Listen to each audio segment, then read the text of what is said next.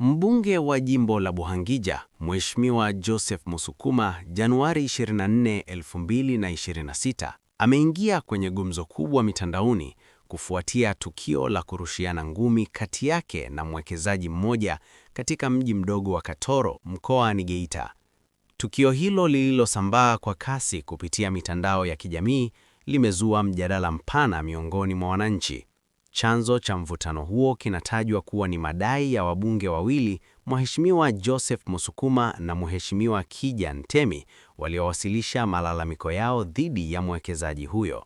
Wabunge hao walitaka halmashauri ya wilaya ya Geita ichukue hatua za haraka dhidi ya mwekezaji anayedaiwa kuanza ubomoaji wa nyumba na majengo katika eneo la Katoro Center bila kuwa na vibali halali. Kwa mujibu wa video zilizosambaa, mvutano ulianza pale mbunge Musukuma alipomtaka mwekezaji huyo aonyeshe vibali vinavyomruhusu kufanya ubomoaji huo. Inadaiwa kuwa mwekezaji huyo alijibu kwa kiburi, akidai hana sababu ya kuonyesha vibali hivyo wala hana vibali vyenyewe. Kutokana na majibizano hayo na kile kinachoelezwa kuwa ni dharau kutoka kwa mwekezaji, hali ilibadilika na kusababisha mbunge Musukuma kumrushia ngumi mwekezaji huyo, naye akajibu. Hata hivyo, wananchi waliokuwa eneo la tukio waliingilia kati na kufanikisha kutuliza ugomvi huo kabla haujachukua sura mbaya zaidi, licha ya mbunge huyo kuonekana kushindwa kuzuia hasira zake kwa wakati huo.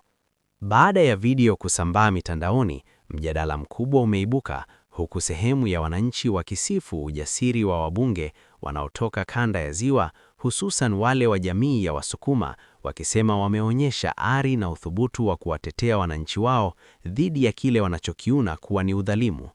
Wapo wanaoamini kuwa mbunge Musukuma amechukua hatua ya kishujaa kwa maslahi ya wananchi wake na ameonyesha dhamira ya wazi ya kupambana na vitendo vinavyokiuka sheria na haki za raia.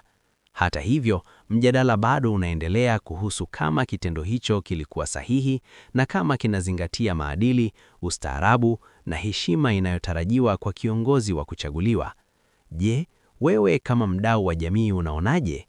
Alichokifanya mbunge Musukuma ni sahihi au kulikuwa na njia bora zaidi ya kushughulikia swala hilo? Toa maoni yako.